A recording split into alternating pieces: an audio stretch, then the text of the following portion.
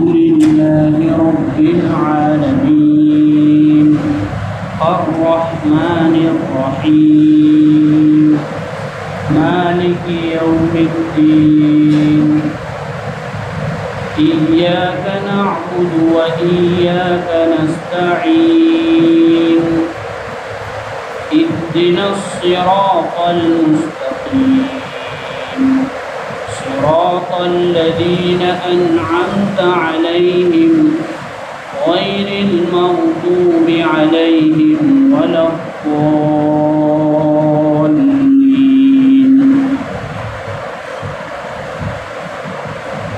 اعوذ کا ترجمہ کہ میں اللہ کی پناہ میں آتا ہوں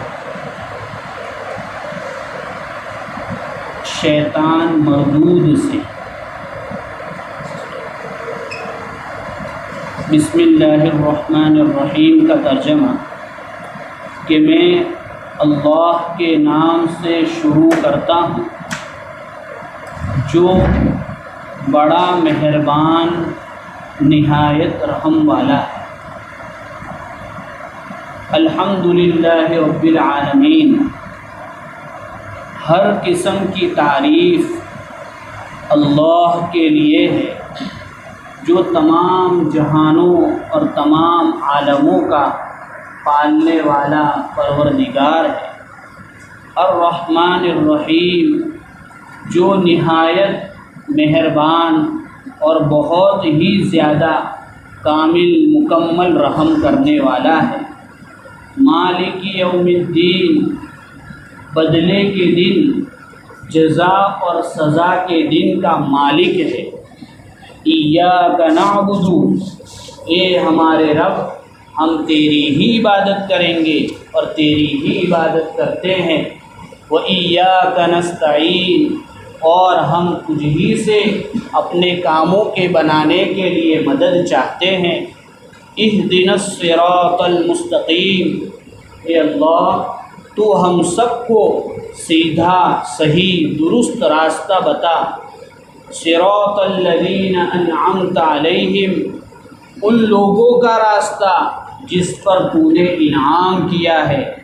غیر المغضوب علیہم ولا الضالین، ان لوگوں کا راستہ نہیں جس پر اور جن پر تیرا غصہ اترا ہے، اور نہ ہی ان لوگوں کا راستہ جو گمراہ ہو گئے ہیں، اپنا راستہ جنہوں نے بدل دیا ہے۔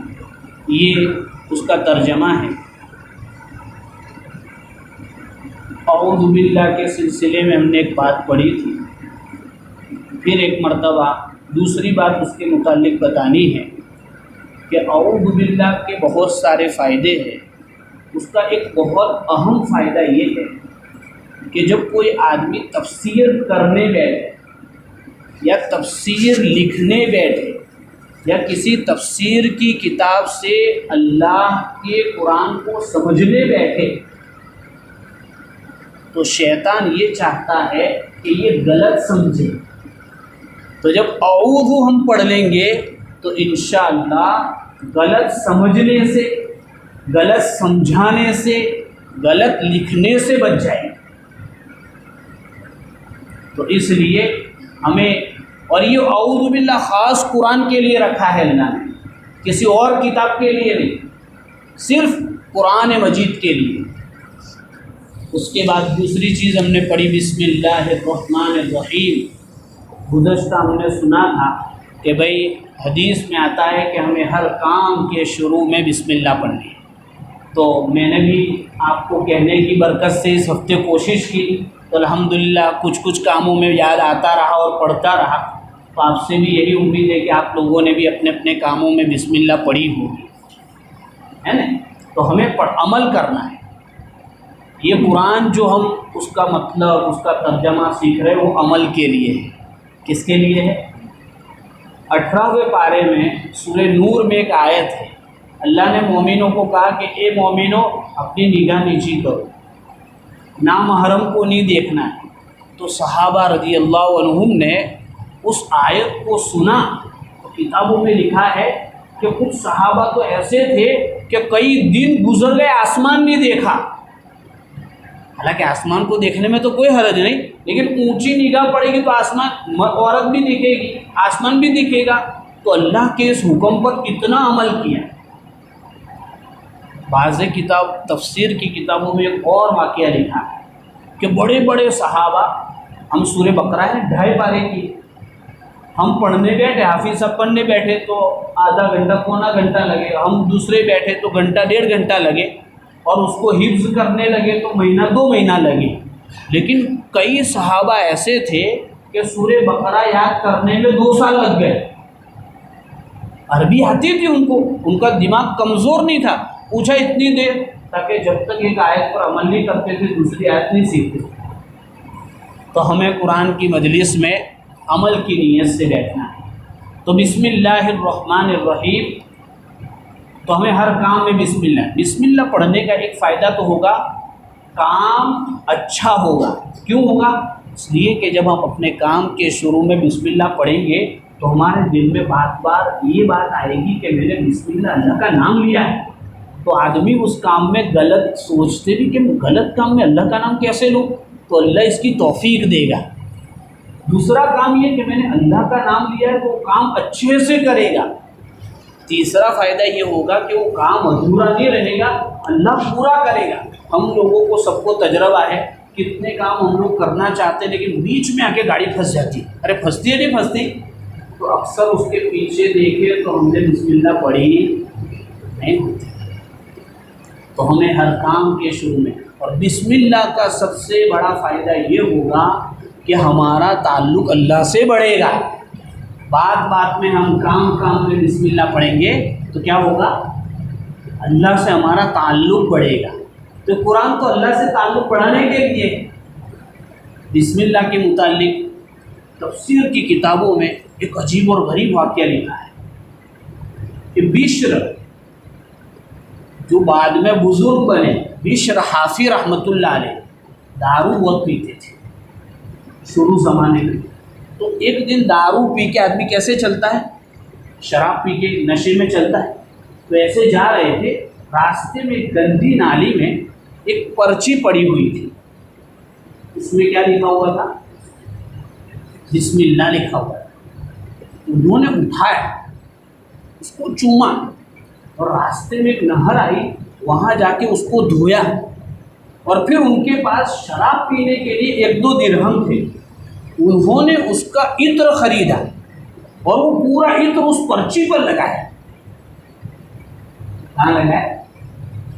جو دارو پیتا ہے یا جس کو کسی نشے کی عادت ہوتی ہے، اس کے پاس اگر دارو یا نشے پورا کرنے کے لیے 2 ہی روپے ہو تو وہ 2 روپے کا کھانا بھی نہیں کھاتا۔ لیکن انہوں نے کیا کیا؟ عطر لگایا اور چومتے چومتے گئے اور گھر پہ اوپر رکھ دیا کہ یہ تو میرا اللہ کا نام ہے۔ دارو کے نشے میں سو گئے۔ رات کو اللہ کی طرف سے آواز دینے والوں نے آواز دی کہ بشر، تم نے ہمارا نام گندگی سے اٹھایا، ہم تم کو شراب کی گندگی سے نجات دیتے ہیں۔ تم نے ہمارے نام کو دجلہ کے پانی سے دھویا، ہم تمہیں توبہ کے پانی سے دھو دیتے ہیں۔ تم نے ہمارا نام چوم کر عطر لگا کر اوپر رکھا، ہم تمہارا نام پوری دنیا میں روشن کریں گے۔ تو بعد میں اولیاء اللہ بنے، اور ان کو حافی اس لیے کہتے ہیں، حافی کہتے ہیں ننگے پیر چلنے والا۔ تو وہ جس وقت شراب کے نشے میں چل رہے تھے تو ننگے پیر چل رہے تھے، تو پوری زندگی پھر ننگے پیر چلے۔ کیوں کہ کہا کہ جس وقت اللہ نے مجھے یہ کام کی توفیق دی، میرے پیر میں چپل نہیں تھے، اب مجھے پیر میں چپل پہن کے شرم آتی ہے۔ یہ ہے بسم اللہ کی برکت، معمولی نہ سمجھے ہم۔ حضرت عیسیٰ علیہ السلام کے زمانے میں حضرت عیسیٰ علیہ السلام ایک قبرستان کے پاس گئے تو ایک شخص کو عذاب ہو رہا تھا۔ نبی تھے، نبی کو پتہ چلتا ہے، اللہ ان کو معلوم کرواتا ہے۔ تو عذاب کے فرشتے عذاب دے کر یا عذاب دینے آئے تھے، فوراً واپس جانے لگے۔ حضرت عیسیٰ علیہ السلام کو کہا کہ عذاب کے فرشتے آئے تھے، واپس کیوں جا رہے؟ تو اللہ نے وحی بھیجی اور بتایا کہ عیسیٰ، ہم نے عذاب دینے کے لیے فرشتہ بھیجا تھا لیکن اس کو واپس بلا دیا، کیا ہوا معلوم ہے؟ تاکہ یہ جب مرا تو ان کی بیوی کے پیٹ میں حمل تھا، اللہ نے ان کو بعد میں اولاد دی، اولاد کی ان کی ماں نے پرورش کی، اور جب بچہ تھوڑا بولتے ہوا تو اس کو مکتب میں بھیجا۔ کہاں بھیجا؟ تو کہا کہ وہ بچہ آج مکتب میں گیا اور اس نے مولوی صاحب کے پاس اپنی توتلی زبان میں بسم اللہ پڑھا کہ بچہ توتلی زبان میں یہ کہتا ہے کہ میں اس اللہ کا نام لے رہا ہوں جو نہایت رحم والا، مہربانی کرنے والا ہے، تو اس کا بچہ تو مجھے رحم کرنے والا کہتا ہے تو میں اس کے باپ کو عذاب دوں؟ یہ میری غیرت کے خلاف ہے۔ یہ ہے بسم اللہ۔ تو ہم اللہ کے ایک ایک لفظ کو، قرآن کے ایک ایک لفظ کو اہمیت سے پڑھیں۔ اس کے بعد یہ سورہ فاتحہ، سورہ فاتحہ کی فضیلت بہت سی روایتوں میں آئی، دو چار باتیں خالی بتاتا ہوں۔ پہلی بات تو یہ کہ یہ سورت جو ہے اس کا نام لکھا ہے شفا دینے والی سورت ہے۔ حدیث میں آتا ہے موت کے علاوہ ہر بیماری سے شفا ہے۔ موت کے علاوہ، موت تو لکھی ہوئی ہے ٹائم پہ، کوئی روک نہیں سکتا، کسی بھی سبب سے آ سکتی ہے، تو کہا اس میں شفا ہے، موت کے علاوہ ہر بیماری سے شفا ہے۔ حدیث میں آتا ہے ایک واقعہ، حضرت ابو سعید رضی اللہ عنہ فرماتے کہ ہم لوگ ایک جگہ گئے تو ہم لوگوں کو ساتھیوں کو بھوک لگی تھی، کسی نے میزبانی نہیں کی۔ پھر ہوا ہے کہ وہاں کے بادشاہ سے ہماری لڑائی ہونے والی تھی لیکن ابھی ہوئی نہیں تھی۔ وہ بادشاہ جو تھا وہ بیمار ہو گیا اور اس کا بہت علاج کرایا، کچھ اثر نہیں ہوا۔ ان لوگوں نے سوچا کہ یہ اجنبی لوگ آئے، ان سے پوچھتے ہیں کوئی علاج مل جائے۔ تو وہ آئے کہ بھئی ہمارے آدمی کو ایسا ہو گیا، کوئی علاج؟ تو حضرت ابو سعید نے کہا کہ ہاں میرے پاس علاج ہے۔ پھر ان کو بسم اللہ یہ سورہ فاتحہ 7 مرتبہ پڑھ کے دم کی، پانی پلایا تو اللہ نے اس کافر کو بھی شفا دے دی۔ اس لیے ہمارے گھر میں جب بھی کوئی بیمار ہو، دوا کرنے کی، جس لائن کی بیماری ہے رپورٹ بھی نکلوانے کا اور ڈاکٹر سے مشورہ بھی کرنے کا، یہ سب اسباب ہے، اسباب استعمال کرنا اللہ کا حکم ہے، نبی کی سنت ہے۔ لیکن پہلا کام ضرور یہ کرنے کا کہ سورہ فاتحہ پڑھ کے پانی بھی پلانے کا، دم بھی کرنے کا۔ تو سورہ فاتحہ میں اللہ نے شفا رکھی۔ دوسرا فضیلت میں آتا ہے کہ یہ جو سورت ہے، یہ جو سورت ہے قرآن کی ساری صورتوں میں افضل ہے، بہت بڑی صورت ہے، افضل صورت ہے۔ بعض روایت میں یہ بات آئی کہ یہ صورت آدھی بندے کے لیے ہے اور آدھی میرے لیے ہے۔ اللہ تعالیٰ کیا فرماتے ہیں؟ حدیث قدسی ہے کہ سورہ فاتحہ ہے 7 آیتیں تک، 3.5 آیتیں میں بندے کا کام ہوتا ہے اور 3.5 آیتوں میں میری تعریف ہوتی ہے، آدھا ہمارے لیے آدھا ان کے لیے۔ تو اس حدیث کے اعتبار سے میں سورہ فاتحہ پڑھ کے رکتا ہوں۔ میں سورہ فاتحہ بار بار اس لیے پڑھ رہا ہوں کیونکہ ہم لوگ نماز میں پڑھتے ہیں تو ہم سن کر بھی یاد کرنے والے بنے، اپنا قرآن صحیح کرنے والے۔ جب ہم پڑھتے ہیں نماز میں الحمدللہ رب العالمین تو اللہ کہتے ہیں دیکھو دیکھو میرے بندے نے میری تعریف کی، حمیدنی عبدی۔ پھر جب ہم پڑھتے الرحمن الرحیم تو اللہ کہتے ہیں اثنا علیہ عبدی، میرے بندے نے میری اور تعریف کی۔ پھر جب ہم پڑھتے ہیں مالک یوم الدین تو اللہ کہتے ہیں مجدنی عبدی، میرے بندے نے میری بزرگی کو بیان کیا۔ پھر جب بندہ کہتا ہے ایاک نعبد و ایاک نستعین کہ اللہ ہم تیری عبادت کرتے ہیں اور تجھ ہی سے مدد مانگتے ہیں، تو کہا کہ آدھا تیرے لیے آدھا میرے لیے، آدھا تیرا ہے، عبادت میرے لیے ہے، مدد تیرے لیے ہے۔ اس کے بعد اہدنا الصراط المستقیم آخر تک دعا ہے، اس پر کہتا ہے جو تو نے مانگا تجھے مل جائے گا۔ تو کیسی بات کہی گئی، ہمیں ہر نماز میں یہ پڑھوایا جا رہا ہے۔ ہم ذرا سوچیں کہ ہم کیا پڑھ رہے ہیں، لفظ تو کیا کہہ رہے ہیں، امام صاحب پڑھ رہے ہیں، اس کو اس دھیان سے سننا چاہیے ہمیں۔ تو یہ الحمدللہ رب العالمین کی فضیلت ہے سورہ فاتحہ۔ تو سب سے پہلے ہم پہلی آیت پڑھتے ہیں الحمدللہ رب العالمین، تمام تعریفیں اللہ کے لیے، تمام تعریفیں، ہر قسم کی تعریفیں اللہ کے لیے، ہر قسم کی تعریف۔ چونکہ تعریف ہم لوگ دو وجہ سے کرتے ہیں. ایک تو کوئی آدمی اچھا ہوتا ہے اس لیے تعریف کرتے ہیں، اور کسی کا ہم پر احسان ہوتا ہے تو ہم اس کے گن گاتے ہیں کہ یار یہ تو بہت اچھا ہے، میری بچی کی شادی میں اس نے اتنی ہیلپ کی تھی، میرا بچہ بیمار ہوا تھا تو یہ دواخانے لے گیا تھا، یہ پولیس میں تھا تو اس نے وہ فلاں کی ضمانت میں مدد کی تھی، یہ وکیل ہے تو اس نے وہ کیس فری میں لڑ کے دیا. ارے احسان کرتا ہے تو مانتے نہیں مانتے؟ تو اللہ میں دونوں باتیں ہیں. اللہ کی ذات سے بڑھ کر کون سی اچھی ذات ہو سکتی ہے، اور اللہ کے احسان کا ہم معمولی سا احسان کے بدلہ بھی نہیں چکا سکتے. تو اس لیے ہمیں اللہ کی تعریف کرنی ہے، ہر قسم کی تعریف، ہر قسم کی مطلب ہر قسم کی. میں نے اچھا پڑھ کے سنایا تو اس پر کس کی تعریف ہوگی؟ الحمدللہ، اللہ کی تعریف ہوگی. قاری صاحب نے اچھی نماز پڑھائی، الحمدللہ.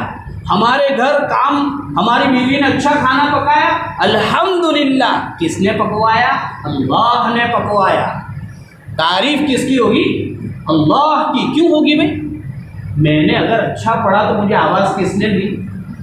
مجھے مدرسے میں کس نے بھیجا؟ میرے اچھے استاد مجھے کس نے دیے؟ اللہ نے دیے. میری بیوی نے اچھا کھانا پکایا تو اس کو صلاحیت کس نے دی؟ چکھنے کے لیے اس کو زبان کس نے دی؟ ہلانے کے لیے ہاتھ کس نے دیے؟ کچن کی گرمی برداشت کر کے اتنا لذیذ کھانا بنانے کی قدرت کس نے دی؟ اللہ نے دی. ہر تعریف، ہر قسم کی تعریف اللہ کے لیے. ہم کسی آدمی کی بھی تعریف کرتے تو اس میں اصل میں اللہ کی تعریف ہے کہ اس آدمی کو بنایا کس نے، یہ کس کمپنی کا پروڈکٹ ہے؟ اللہ کی کمپنی کا پروڈکٹ ہے یہ. ہاں یہ گاڑی بہت اچھی ہے تو ڈرائیور کی تعریف ہو رہی ہے کہ گاڑی بنانے والے کی. کسی جگہ ہم نے کوئی وال پیپر دیکھا، نقش و نگار دیکھا، کوئی تصویر دیکھی تو ہم تصویر کی تعریف کریں گے تو یہ اصل کس کی تعریف ہے؟ تصویر بنانے والے کی. تو جب ہم دنیا میں کسی بھی چیز کی تعریف کریں گے تو یہ اصل میں تعریف کس کی ہوگی؟ اللہ کی. اس لیے کہ تعریف کے لائق تو صرف اللہ ہے. تعریف کے لائق صرف اور صرف اللہ کی ذات ہے، اللہ کی ذات. اور الحمدللہ کے متعلق آیا کہ یہ ایک ذکر بھی ہے اور دعا بھی ہے. حدیث میں آتا ہے افضل الدعاء الحمدللہ. تو گویا یہاں سے اللہ ہمیں دعا مانگنے کا طریقہ بھی سکھا رہے. دعا مانگنے بیٹھے تو کہ اللہ مجھے وہ دے دے اور اللہ وہ دے دے، نہیں، طریقہ ہے، پروٹوکول ہوتا ہے نا. کہیں بھی گھس سکتے ہیں، کسی سرکاری ڈویژن میں، سرکاری آفس میں ایسے ہی جا سکتے ہیں. تو اللہ سکھا رہا ہے کہ تعریف کریں گے پہلے کہ اللہ تو تعریف کے لائق ہے، پھر درود پڑھیں گے، پھر دعا مانگیں گے. یہ تو جیسے جس دن سیلری ہوتی ہے تو محترمہ نے ہوم منسٹر نے ایک لسٹ بنایا ہے، تنخواہ آوے اور جاوت کا لسٹ، وہ لے کے بھائی یہ دے دے. تو بھائی اللہ کی دکان تو کوئی میڈیکل کی دکان نہیں ہے، کرانے کی دکان نہیں ہے کہ ایسے ہی مانگنا شروع کر دے. پھر بھی دے دیتا ہے، وہ تو پھر بھی دے دیتا ہے. لیکن ہم آداب سیکھیں. یہ صورت میں ادب سکھا رہی ہے الحمدللہ. وہاں سے حدیث میں آتا ہے کہ الحمدللہ تملأ المیزان.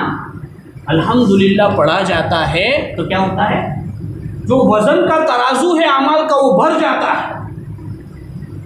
ایک حدیث میں آیا کہ جب آدمی ہر کام پر بولتا ہے الحمدللہ تو اس کے اس عمل پر اللہ تعالیٰ جنت میں بیت الحمد بناتے، ایک گھر بناتے، اور اس کا نام ہی لکھا جاتا ہے تعریف کا گھر. کس کا گھر؟ تو بھائی پلاٹ تو اللہ نے رکھے ہیں، وہاں پہ گھر بنانا پڑے گا. حضرت ابراہیم علیہ السلام نے ہمارے نبی صلی اللہ علیہ وسلم کے ذریعے کہا تھا کہ جنت چٹیل میدان ہے، وہاں گھر اپنے کو بنانے کا ہے، باغ اپنے کو لگانے کا ہے. تو الحمدللہ سے باغ بھی لگے گا اور الحمدللہ سے جنت میں گھر بھی بنے گا. تو ہمیں ہر کام میں الحمدللہ اللہ کا شکر کریں گے، نعمت بڑھے گی. اور کیڑے نکالیں گے، نعمت کم ہو جائے گی. کیا ہو جائے گی؟ تو گھر میں کھانا اچھا پکے تو اللہ کی بھی تعریف کرنے کی اور بیوی کی بھی تعریف کرنے کی.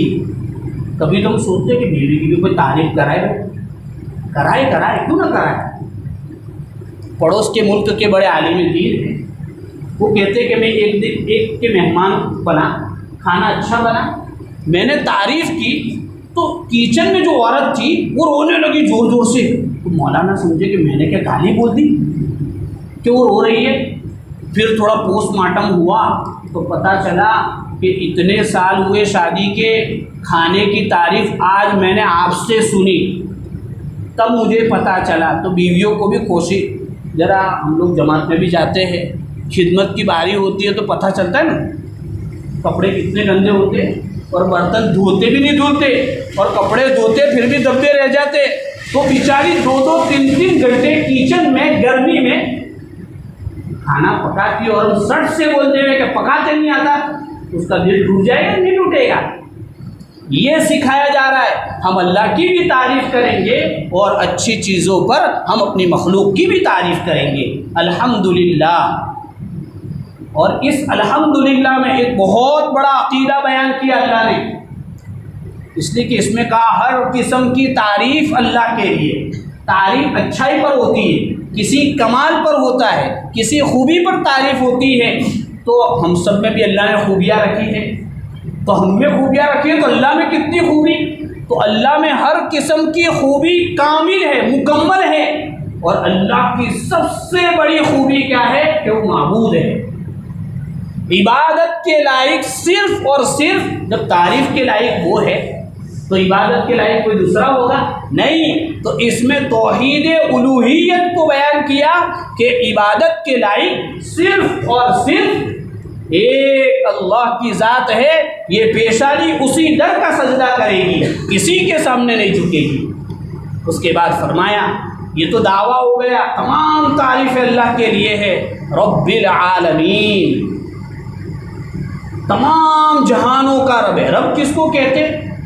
تاکہ بندہ ہے اس کی ساری اونچ نیچ کو دیکھ کر، اس کی مصلحتوں کو دیکھ کر، اس کے فائدے نقصان کی چیزوں کو دیکھ کر دھیرے دھیرے دھیرے اس کو آگے بڑھا رہے، اس کو کہتے ہیں رب. اس کو کیا کہتے ہیں؟ اس کو کہتے ہیں رب. بعض حضرات نے کہا رب اس کو کہتے ہیں جو وجود دے وے. ہم سب نہیں تھے، اللہ نے وجود دیا. پھر دوسرا کام رب کا یہ ہے کہ ہمیں وجود دے کر چھوڑ دیا، چھوڑ نہیں دیا. ہمارے آنے سے پہلے کھانے پینے سونے جاگنے کا سارا سسٹم بنایا. ہمارے سے پہلے آسمان زمین بنے، ہمارے آنے سے پہلے سب بنا ہے. تو ہمارے جینے کا سانس چاہیے تو آکسیجن دے، درخت بنائے، پانی بنائے، آگ بنائی، پھل فروٹ بنائے، چیزیں بنائی ہمارے آنے سے پہلے. اور تیسری چیز کیا ہوتی ہے کہ آدمی کو ان سارے چیزوں کے ساتھ اللہ آگے بڑھاتا رہے. اس کو کہتے ہیں رب. اس کو کیا کہتے ہیں؟ رب کہتے ہیں. تو رب العالمین سارے جہانوں کا. عالم کتنے ہیں یہاں؟ عالم کس کو کہتے ہیں؟ دنیا کو. تو ایسے کئی عالم ہیں. حدیثوں میں آیا کسی جگہ 40,000 عالم کے، کسی روایت میں 80,000 الگ الگ عالم ہے. ہم تو ایک ہی گرہ پر رہ رہے ہیں پرتھوی پر، اس لیے ہمیں اس کے باہر کا کچھ بھی پتہ نہیں ہے. کئی دنیایں ہیں. وہ ساروں کی پرورش، ساروں کا کام، ساروں کا نظام کون چلا رہا ہے؟ ایک اللہ چلا رہا ہے. کون چلا رہا ہے؟ تو الحمدللہ میں ایک دعویٰ کیا کہ ساری تعریفیں کس کے لیے ہے؟ ایک اللہ کے لیے ہے. تو سوال ہوگا کیوں؟ اس لیے کہ سب کو وہی پالتا ہے، تو تعریف بھی اسی کی جائے گی. بھائی ہم اپنی بیوی بچوں کو خرچہ پانی دے دے اور وہ دوسروں کے گن گائے تو ہمیں اچھا لگے گا نہیں؟ بولو نا، اچھا لگے گا؟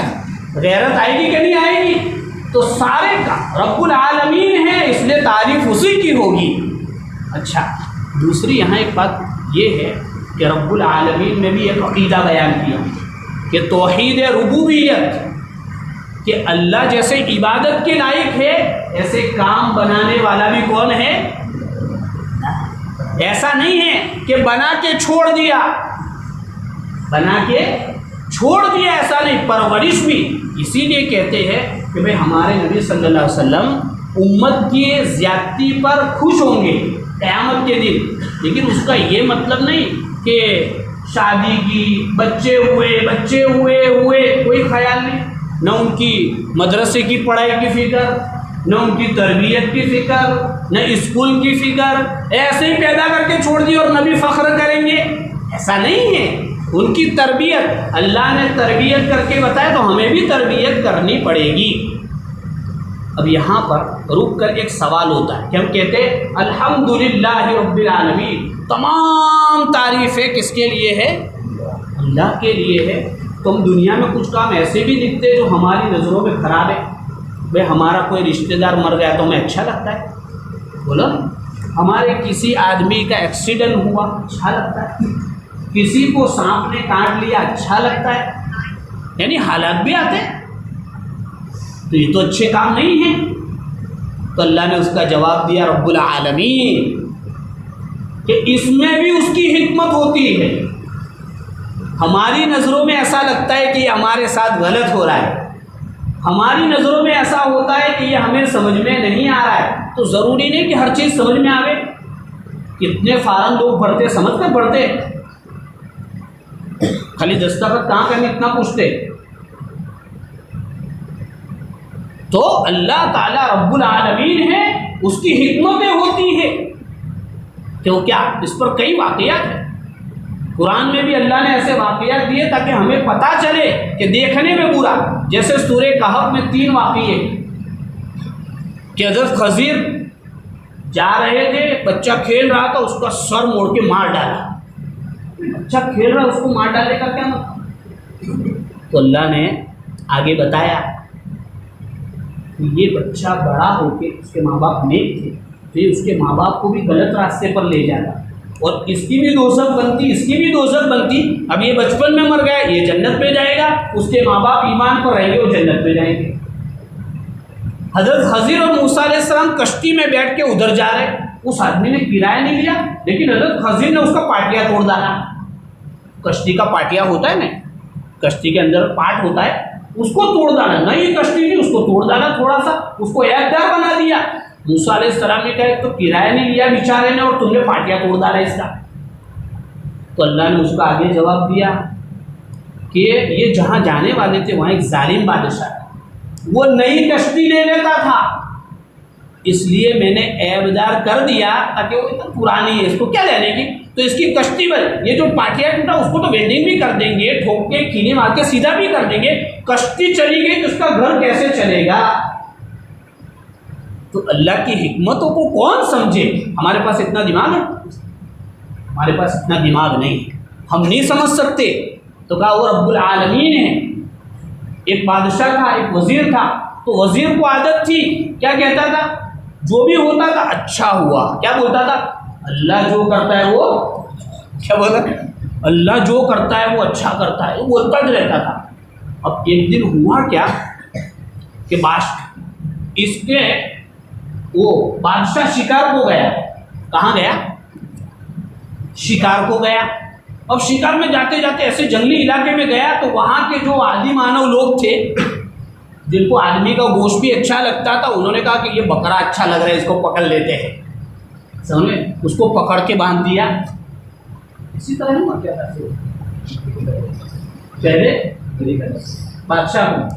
بادشاہ کو انگلی میں لگ گیا،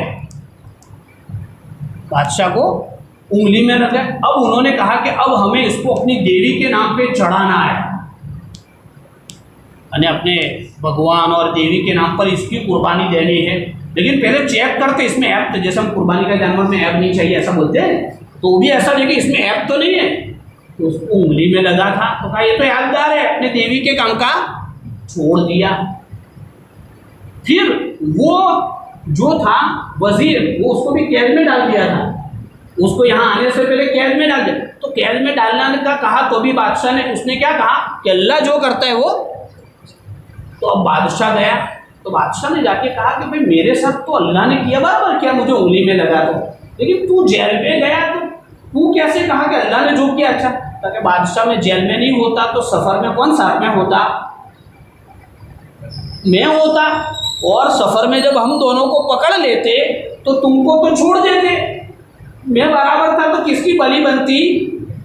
تو اللہ جو کرتا ہے وہ اچھا کرتا ہے، تو وہ عالمین کا رب ہے، وہ کبھی ہمارے بچوں کو بیمار کر کے ہماری تربیت کرتا ہے، کبھی ہمیں پیسے دے کر ہمارا امتحان لیتا ہے، کبھی غریبی میں امتحان لیتا ہے، کبھی بنگلہ دے کر، کبھی بیماری کی صحت۔ تو یہ ساری باتیں ہیں، اس کو کہتے ہیں الحمدللہ رب العالمین۔ یہ اللہ تعالیٰ نے اتنی آیت میں، یہ تو خالی ایک جھلک ہے، اور ہم اس کے اگلی مجلس میں اگلی آیت لیں گے اللہ نے کیا کیا نہیں کہا، اللہ بس ہمیں عمل کی۔ تو آج ہمیں دو سبق لینے، ایک تو ہمیں بسم اللہ ہر کام کے شروع میں پڑھنی، دوسرا الحمدللہ کی بھی تسبیح پڑھنی ہے، اور ہر کام پر الحمد پڑھنا ہے۔ لیکن کسی کا انتقال ہو جائے تو وہاں کی دعا پڑھے، کسی کا انتقال الحمدللہ کوئی مار دے گا، وہ تو نہیں سمجھے گا، وہ تو یہاں بیٹھا نہیں ہے، تو وہاں پہ انا للہ ہی پڑھے، ٹھیک ہے۔ اللہ تعالیٰ ہمیں قرآن کی صحیح سمجھ عطا فرماوے، اور قرآن میں مزید شوق عطا فرماوے، اور قرآن کی تلاوت کی بھی توفیق عطا فرماوے۔ سبحان اللہ و بحمدہ، سبحانک اللہم و بحمدک، ونشہد ان لا الہ الا انت، نستغفرک و نتوب الیک۔ سبحان ربک رب العزۃ عما یصفون، وسلام علی المرسلین، والحمد للہ۔